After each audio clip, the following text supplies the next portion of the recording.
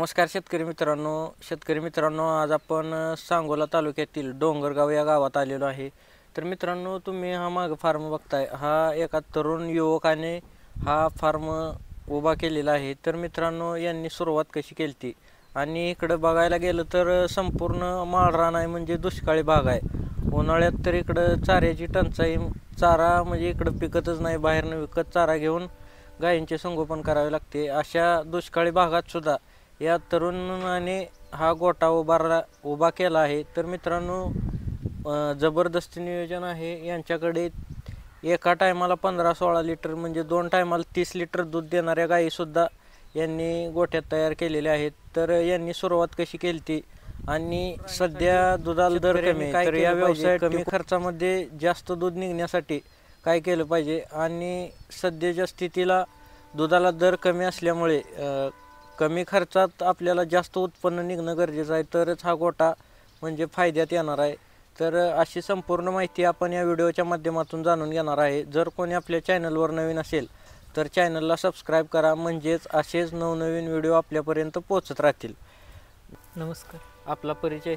माझं नाव रोहन संभाजी बाबर, राहणार डोंगरगाव, तालुका सांगोला, जिल्हा सोलापूर. आमच्या फार्मचं नाव आहे स्वराज्य डेअरी फार्म डोंगरगाव. आपलं आता शिक्षण काय झालंय? माझं शिक्षण BA झालेलं आहे. BA. मग BA शिक्षण होऊन पण म्हणजे तुम्ही या व्यवसायाकडे कसं काय वळाला? व्यवसाय म्हणजे पहिल्यापासून आवडच आहे, म्हणजे पहिल्यापासून आमच्यात गाई वगैरे असल्यामुळे पहिल्यापासून आवड असल्यामुळे हाच व्यवसाय केला. बाबा घरची ही BA झाल्यावर असं काय म्हणत नव्हती का तू नोकरी कर, यात काय नाही धंद्यात, असं नाही? कसं काय ही संकल्पना आली या व्यवसायाकडे वळायची? घरच्यांचं असं पहिल्यापासून काय नव्हतं की व्यवसायच केला पाहिजे किंवा नोकरी केली पाहिजे. त्यांचं असं तुझ्या मनानं काय पण कर, चांगलं कर असंच. तुम्ही या व्यवसायात म्हणजे कधीपासून उतरला? व्यवसाय तसं आमचा हे वडिलोपार्जित असं आहे, त्यामुळं पहिल्यापासून आम्ही या व्यवसायात, दुसरा काय व्यवसाय नाही. तुम्ही आता ह्यात किती वर्ष झालं, म्हणजे तुम्ही स्वतः किती वर्ष झाला हा व्यवसाय? मी सध्या 2020 पासून. अगोदर तुमच्याकडे किती गायी होत्या तेव्हा? सुरुवातीपासून आमच्यात म्हणजे 4, 5, 6, 7, 8 म्हणजे त्या पहिल्यापासून आहेत. म्हणजे आधी वडील सांभाळत होते तेव्हा 4-5 गायी होत्या म्हणायचं. मग परत तुम्ही या व्यवसायात उतरल्यावर कशा गायी वाढवत गेला पुढं? कशी तुम्ही ह्यात काय बदल केला ह्या व्यवसायात? गायी म्हणजे ही घरच्याच बऱ्यापैकी आहेत, थोड्याफार विकत घेतलेल्या आहेत, नाही तर बऱ्यापैकी घरच्याच गायी आहेत. ही वडिलांनीच केलेलं आहे सगळं. तुम्ही ह्यात कशी वाढ करत गेला? म्हणजे तुम्ही आता वडील पण हा व्यवसाय करत होतं, तुम्ही या व्यवसायात उतरल्यावर तुम्ही काय काय बदल केला या व्यवसायात? आता आपण सध्या ब्रीडिंगवर वगैरे काम करतोय, चारा नियोजन वगैरे चांगलं पद्धतीचं करून चालू आहे. ब्रीडिंगवर काम केल्यामुळं काय फायदा होतो आता? ब्रीडिंगचा फायदा म्हणजे गायी जास्त दिवस एकसारखं दूध टिकून देतात आणि आजारी पडण्याचं प्रमाण कमी आहे बाकीच्यापेक्षा, आणि दूध जास्त देतात. आता आपल्यातल्या बऱ्याच शेतकऱ्यांना अजून ब्रीड म्हणजेच काय माहीत नाही, त्याविषयी शेतकऱ्यांना काय सांगाल तुम्ही ब्रीडिंग विषयी? नाही, ब्रीडिंगवर काम केलेलं चांगलं आहे. सध्या ब्रीडिंगची काळाची गरज आहे. ब्रीडिंग शिवाय दूध निघणं सध्या काळात शक्य नाही. ब्रीडिंग आणि चांगला चारा, दूध व्यवसाय महत्वाचा आहे. आता सध्याला दुधाला दर पण कमी आहे, मग ह्या दुधाला दर कमी आहे, कमी खर्चात आपल्याला जास्त उत्पन्न निघणं गरजेचं आहे. त्यासाठी म्हणजे तुम्ही काय करता आता सध्याला? त्यासाठी जास्तीत जास्त घरी चारा, चांगल्या पद्धतीचा चांगल्या क्वालिटीचा घरी चारा तयार करणे आणि हा एक खुराकावरचा वगैरे खर्च कमी करणे, गायांचा आजारपणावर जरा जास्त लक्ष देणे, या पद्धतीने. तर आपण ब्रीडिंगवर म्हणजे कोणते कोणते सिमेंट भरताना कशा प्रकारे तुमचं काम चालू आहे आता ब्रीडिंगवर? ब्रीडिंगला सध्या आता ABS वापरतो, ABS, बायप आणि डेन्मार्क, हे 2-3 सिमेंट्स आता सध्या म्हणजे आता सुरुवात आहे, वापरायला चालू आहे अजून. म्हणजे त्यातनं कुठलं जे आपल्याला रिझल्ट चांगला वाटेल त्याचं पुढं आपण कंटिन्यू करणार. आपल्याला आता म्हणजे गोठ्यात काय त्याचा रिझल्ट आलाय? कालवडी वगैरे काय आहेत का आपल्या? कालवडी आता सध्या नाही ते, पण अजून 1 महिन्याभरात गाय वेळेला झाले तिला होईल, तिथून पुढं आता बघू. आपल्याकडे आता किती गाय आहेत सध्याला? सध्या 30 आहेत, लहान मोठी सगळी. 30 गाई. 30 गाई तर दुधावर गाई किती येते आता? दुधावर सध्या 10 ते 12 गाई आहेत. म्हणजे कंटिन्यू सायकल चालूच असते, काय वेळेला झाले तर काय आटत, असं कंटिन्यू सायकल चालू. म्हणजे किती लिटर दूध असतं रोजचं आपलं आता यातनं? रोजचं सध्या 200-250 लिटर आहे, पण असं हीच एवढी काय लेवल कंटिन्यू चालू असते वर्षभर. आपलं सरासरी 200-250 लिटर दूध लेवल असते. म्हणजे ते 200-250 लिटर दूध चालू म्हणजे रोज कंटिन्यू त्यात सातत्य ठेवण्यासाठी त्याची सायकल म्हणजे कसं नियोजन केलंय त्याचं? सायकल म्हणजे काय, असं गाय म्हणजे सायकलनुसार गाय भरवणे, हं, वेळच्या वेळी गाय माझ्यावर येऊन भरवून हे घेणे एवढंच. हं, हं. आता तुम्ही म्हणला 10 ते 12 गाई 200 ते 250 लिटर दूध आहे. हं. मग एवढं दूध निघणं शक्य आहे का 10 ते 15? शक्य, चांगला चारा खुराक मॅनेजमेंट चांगलं असेल तर निघू शकते, काय अडचण. हं, हं. आता आपण चारा मॅनेजमेंट यांचं म्हणजे कसं केलेलं आहे? आता सध्या तर मेगा स्वीट घास आणि ही आहे हं, सोयाबीनचं बुसकट आहे. हं, मुरघास असतो आपला कंटिन्यू, पण या वर्षी जरा पावसाच्या ह्याच्यामुळे मुरघास काय केलं नाही, हं. म्हणजे जमलं नाही मुरघास करायला. हं, मुरघास असतो कंटिन्यू आपला. हं, हं. म्हणजे कोणत्या कोणत्या प्रकारचा चारा असतो म्हणला? मुरघास असतो, मका, मेगा स्वीट, हं, घास, गवत, बुसकट वाळल्यामध्ये काय तर कशाचं बुसकट. हं, हं. ते किती प्रमाणात असतो एका गाईला? मुरघास साधारणतः एका गायला 20 किलोच्या आसपास असतो. हं, बाकीचं वाळला चारा 6-7 किलोच्या आसपास असतो. हं, हं. खुराकात तुम्ही कोणत्या कोणत्या प्रकारचा खुराक देता?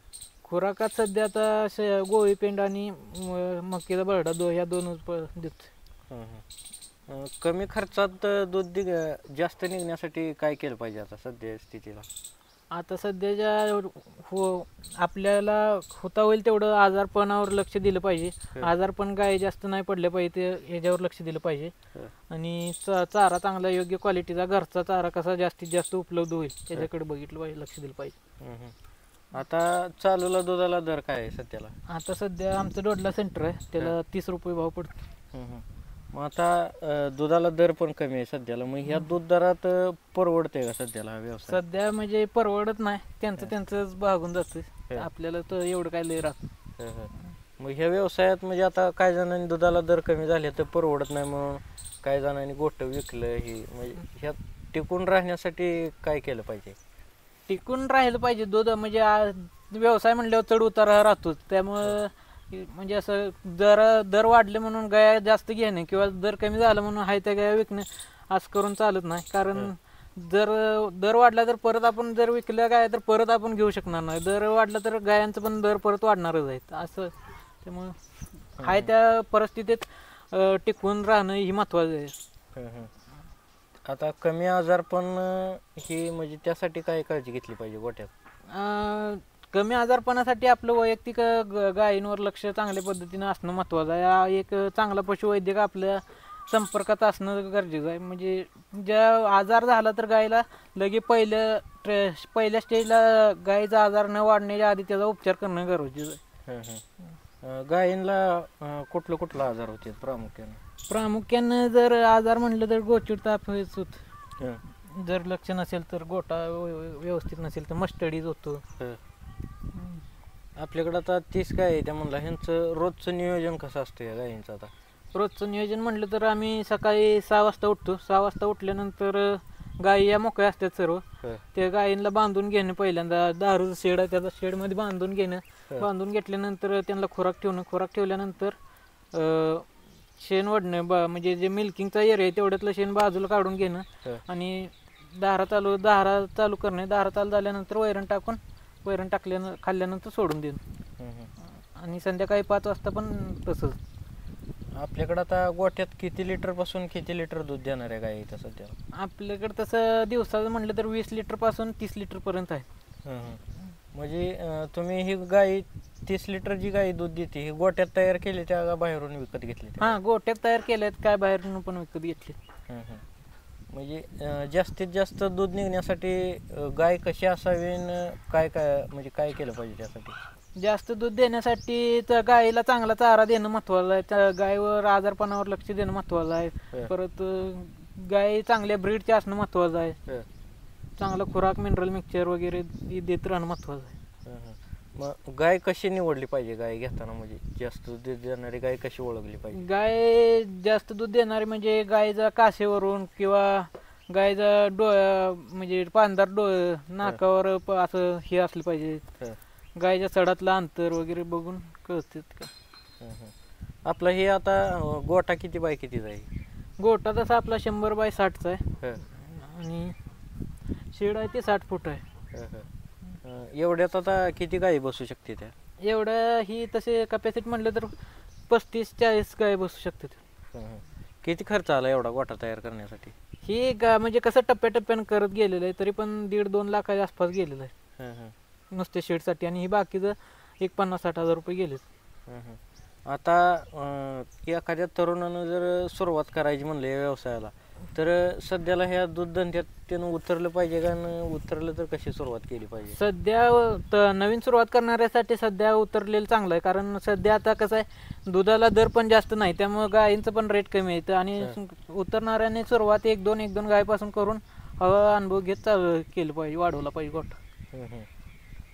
तुम्ही या धंद्यात उतरला त्यावेळेस किती गायी होत्या तुमच्याकडे? त्यावेळेस 15-20 गायी होत्यात. परत तुम्ही ह्यात काय काय सुधारणा केली पहिल्यापेक्षा?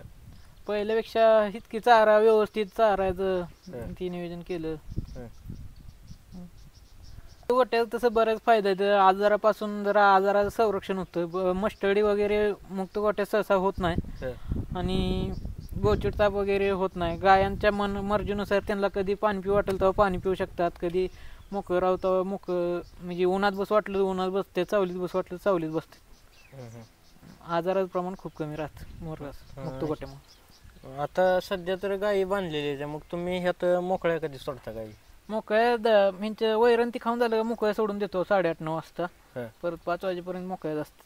5 वाजता बांधायच्या. मी हे गोट्यातलं शेणखताचं हे नियोजन कसं केलंय तुम्ही?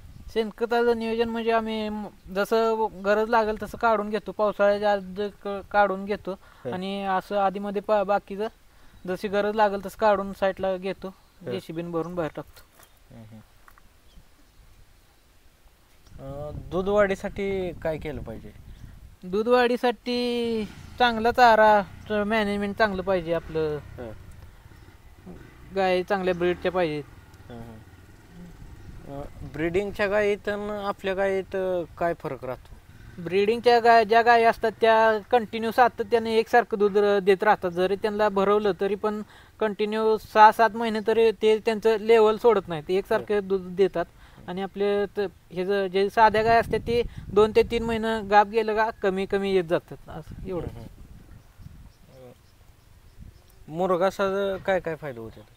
मुरघासाचा फायदा म्हटलं तर तसं भरपूर फायदा आहे. मुरघास गाठल्यावर कंटिन्यू त्यांना एकसारखा चारा राहतो, म्हणजे चाऱ्यात काय जास्त बदल होत नाही, आणि आपला पण म्हणजे वैयक्तिक त्रास कमी होतोय. म्हणजे रोज ते चारा काढून आणणं टाकणं बाकीचं, आणि ते गुरांना पण चांगलं हे आहे ना. आता इकडं उन्हाळ्यात बघायला गेलं तर जास्त टेम्परेचर म्हणजे ऊन जास्त माळरानच आहे संपूर्ण.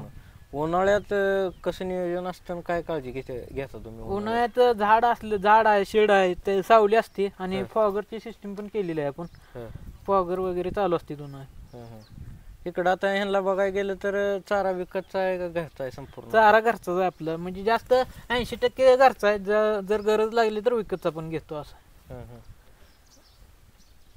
आता दुधाला दर कमी आहे, काय कारण वाटते त्या माग दूध दर कमी असण्यामागे? दुधाचं कारण की पण गोष्टी बऱ्याच आहेत. ते उत्पादन म्हणा, हे त्या गोष्टीमुळे दुधाचा दर. आता काल पण काय तर 3 रुपये कपात केलेत दुधात, त्याबद्दल काय वाटतं तुम्हाला? दुधाचा दूध दर 30 रुपयाच्या आत जर परवडत नाहीच, तर दुधाला कमीत कमी 35 ते 40 रुपये दर पाहिजे अशी अपेक्षा आहे. दूध दर कमी केला तर परवडणार नाही हा व्यवसाय. आता सध्या सुद्धा म्हणजे असं ते काटावर होते, त्यांचं भागतंय आणि थोडंफार शिल्लक राहते, असं चालू आहे धंदा. तुम्ही कालवडी संगोपन हे करताय? हां, कालवड संगोपनावर चालू आहे लक्ष. कसं संगोपन करता तुम्ही कालवडीचं? कालवड जन्मल्यानंतर पहिल्यांदा स्टार्टिंगला 2 ते 3 महिने 2 ते 3 लिटर दूध देतो आम्ही. परत हा दूध जसं चारा चालू होईल तसं त्यांना काफ स्टार्टर म्हणून पेंट मिळते, त्यांची 12व्या-15व्या दिवसापासून काफ स्टार्टर पेंट चालू करतो. नंतर जसं जसं खायला चालू होईल तसं चारा पण देतो. 1-2 महिने झाल्यानंतर जसं चारा खायला लागेल तसं दूध हळूहळू कमी करून बंद करून टाकतो, आणि महिन्याला त्यांना जंतुनाशक वगैरे देतो. कालवडीची गाय किती दिवसात तयार होती? जर आपलं चांगलं संगोपन असेल तर चांगली कालवड एक 12 महिन्यापर्यंत गाभ जाऊ शकते. त्याची गाय एक 20 ते 21 महिन्यात गाय होऊन जाते ते चांगली कालवडी. तर दुसरं काय देता का म्हणजे ॲग्रीमेंट? हां चालूच असतं ते कंटिन्यू. ॲग्रीमेंट चालू असतं, कधी सोडा असतो, मिनरल मिक्सचर, परत गुळ देतो गाय वेल्यानंतर कॅल्शियम कमी होऊ नये म्हणून. म्हणजे ते रोज असतं कसं असतं, कसं नियोजन असतं? मिनरल मिक्सचर वगैरे रोज असतं, फक्त कॅल्शियम असतं रोज. हे गुळ ते गाय वेल्यानंतर थोडं 2-3 दिवस देतो आम्ही. 2-3 दिवस. त्याच्यामुळं काय फायदा होते ते? गायला जास्त म्हणजे ट्रेसमध्ये असती गाय ना, त्यामुळं वेल्या जरा त्याचं कॅल्शियम वाढावं वगैरे ह्यासाठी देतो.